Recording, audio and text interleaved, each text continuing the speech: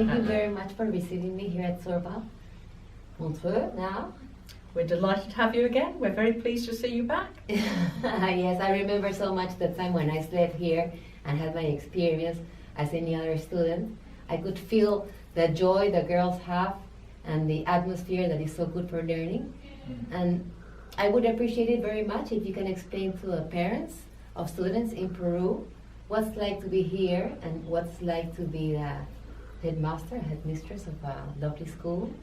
All right, I can certainly do that. When I ask people who come round, what does it feel like? They say, what my girls say, it feels like home, it feels like a family.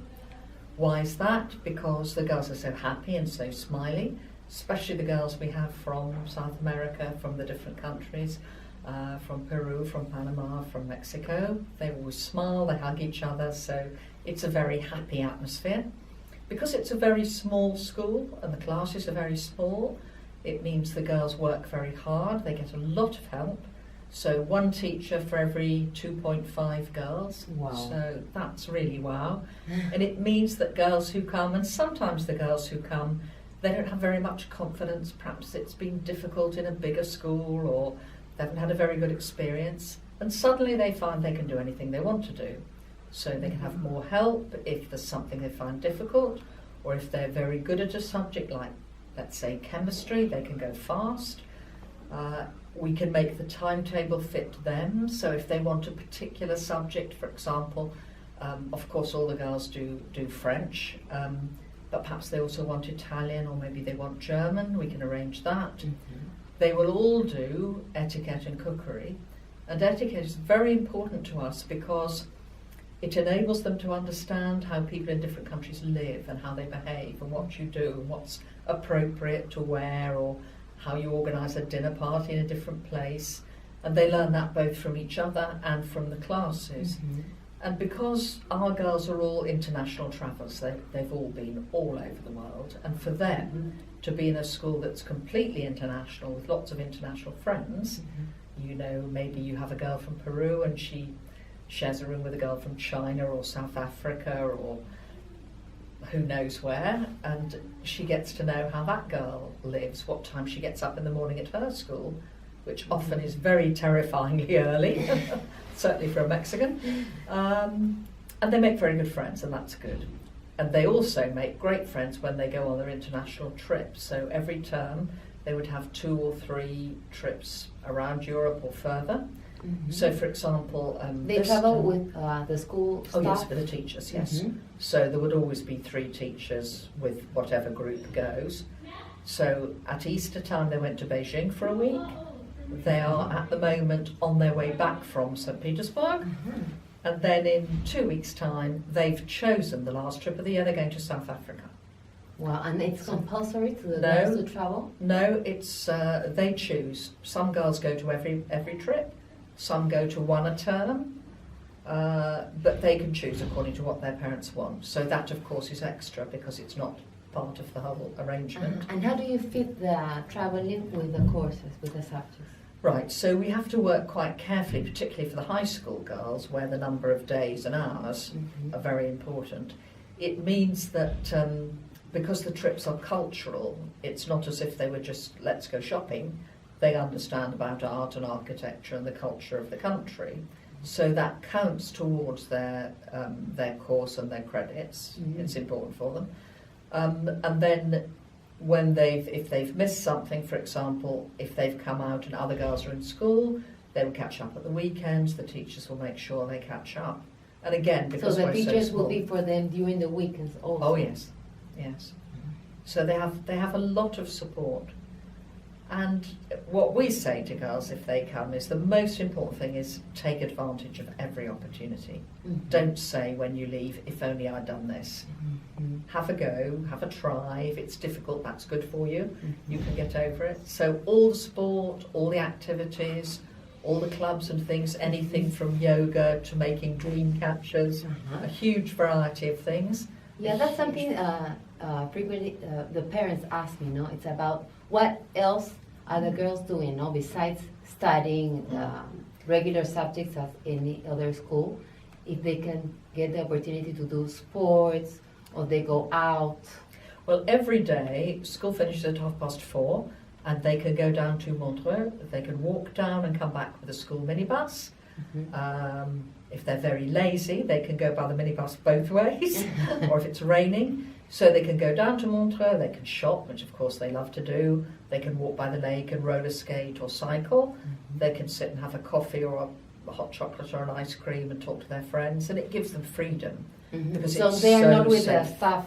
No, they don't take a doing teacher. this. No, they can be on their own. Mm-hmm. If they were, for example, 11 or 12, probably a teacher would sit down there for the first term, but they never do anything without the parents' agreement. So the parents sign a form at the beginning of the year to say what they can do according to their age. Some parents won't let the girls out without a teacher for quite a long time, and some say that's fine. If there are 3 or 4 girls together, we know they're being picked up by the driver.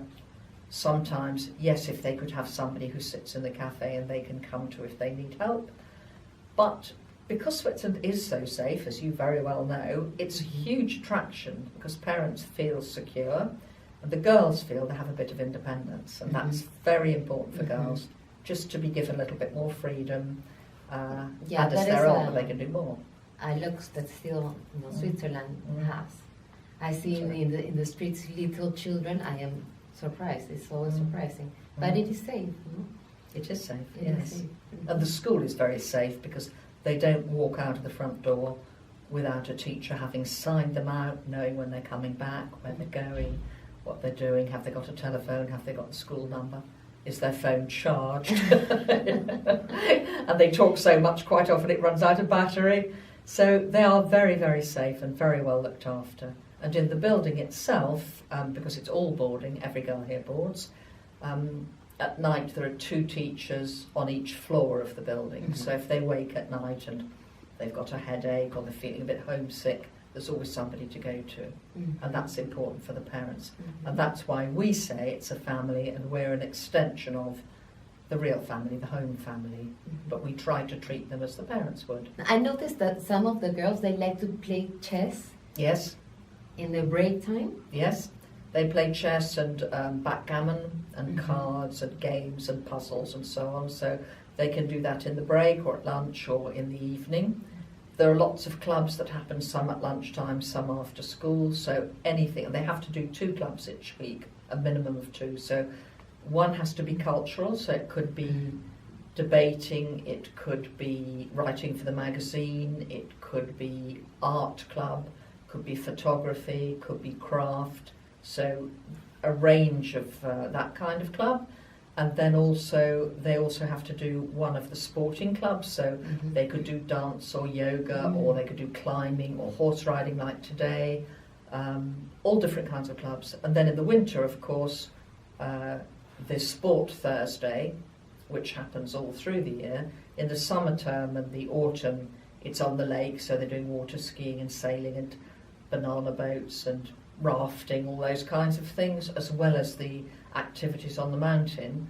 But in the winter term, it's alpine activities on a Thursday. So they have early lunch, and then they go off to Montreux, which is about 35 minutes in the coach, and they ski or snowboard all afternoon.